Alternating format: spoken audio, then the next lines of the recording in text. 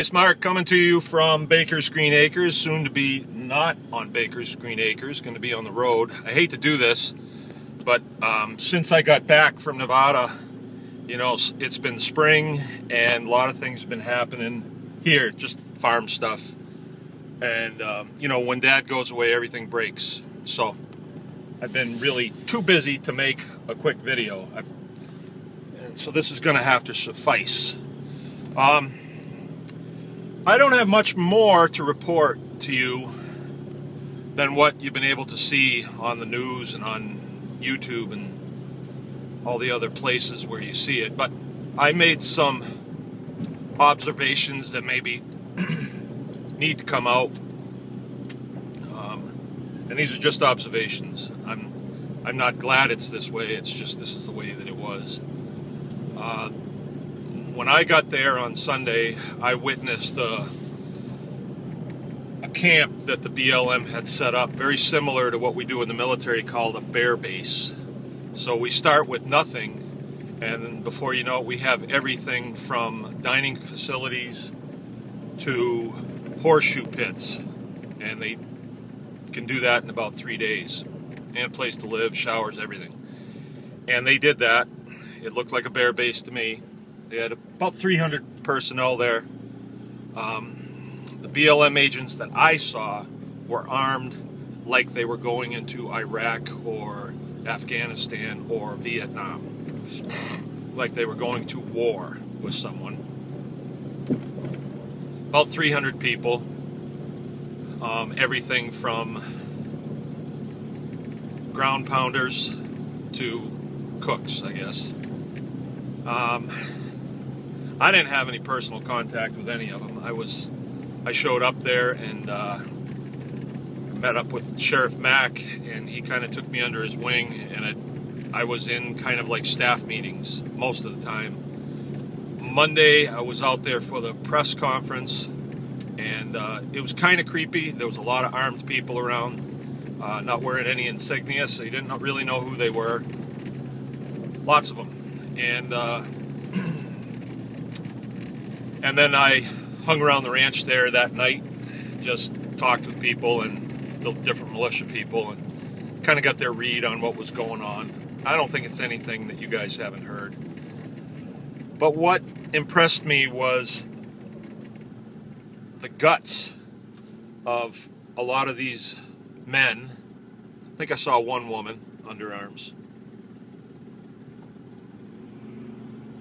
that dropped what they were doing, dropped their lives, loaded everything they had in their vehicles, and I saw everything from old pickups to Subaru station wagons, and went out to defend this guy and defend his rights, because I'm sure that they understand that his rights are their rights. And they didn't just go to have a picnic.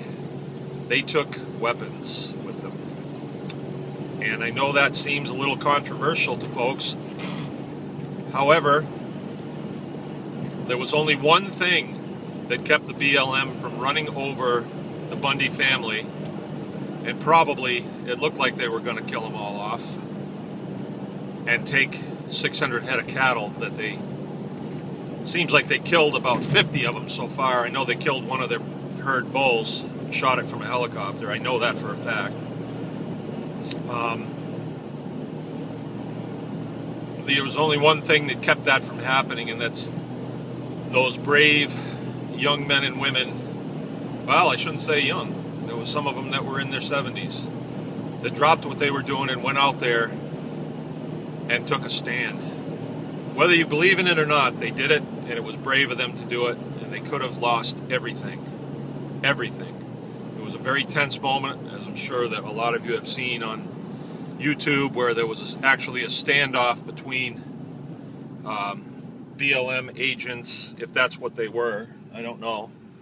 They were wearing green fatigues, like jungle fatigues, and they had helmets, M4 carbines, and it looked like there was a 203 grenade launcher in there too. And there was a showdown, and the civilians were told to drop their weapons they didn't. They advanced on the BLM position, and I think a lot of those boys wanted to go home to their wives because they backed up. There was about 20 of them. I was not impressed with the way the BLM leadership put about 20 of their young men in a very vulnerable position where they had no cover and nowhere to run except back straight up. Bad thing to do.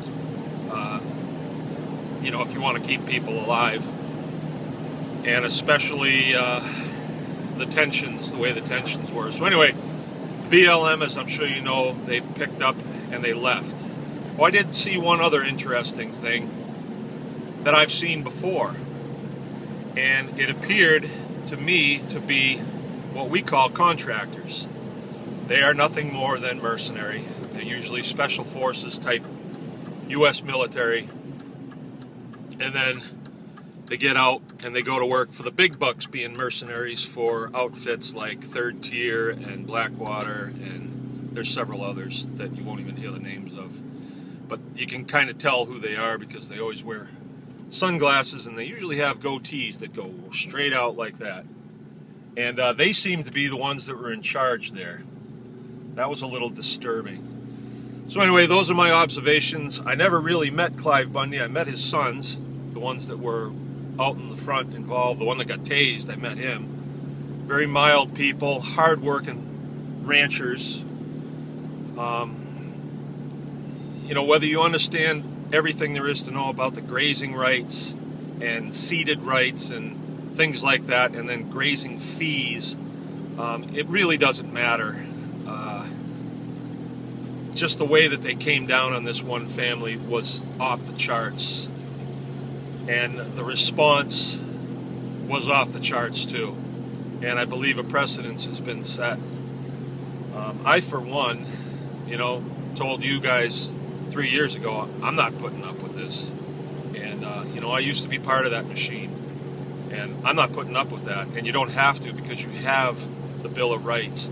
Oh, I did get to see the free speech zone, the First Amendment zone. So they made this little cage that you could get in there and you could scream at the BLM officers. I didn't see the Second Amendment zone, though.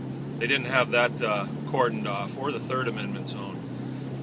Quite an interesting experience. The BLM agents, I can tell you this, they felt they were doing the right thing. I don't know what to tell you on that. I really don't know what to tell you. But they did. So anyway, I'm going to sign off for now. Everybody is home safe and sound, and I'll be coming back to you with a report on the feral swine issue at another time. Thank you.